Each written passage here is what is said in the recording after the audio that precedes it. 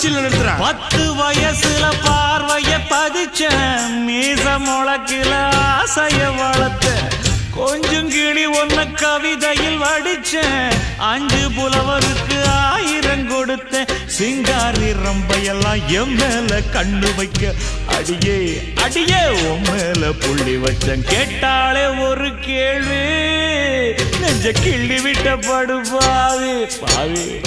கேட்டாலே ஒரு கேள்வி நெஞ்ச கிள்ளி விட்ட படுபாவி.